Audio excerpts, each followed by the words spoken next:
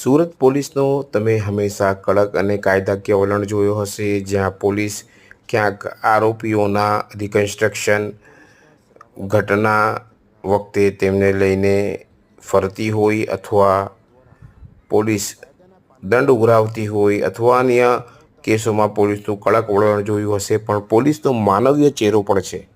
જી હા, પોલીસનો માનવીય ચહેરો બતાવી રહ્યા છે સુરત શહેરના સલામતપુરા પોલીસ મથકના પીઆઈ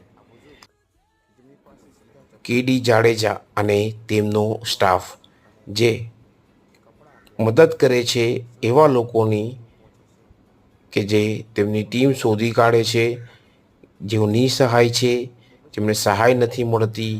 ગલી ગલી નાના મહોલ્લાઓમાં પહોંચી એ મહિલાઓની મદદ કરે છે, વૃદ્ધાઓની મદદ કરે છે, જેમને દર મહિને અનાજના રાશન માટે પણ તકલીફ પડતી હોય છે અથવા ક્યાંક ને ક્યાંક તેઓ સંઘર્ષ ભરેલા જીવનમાં બે ટાઈમના જમવા માટે પણ સંઘર્ષ કરતા હોય, ત્યારે પોલીસ હાલ આ પ્રકારે એક ઉમદા કાર્ય કરી રહી છે.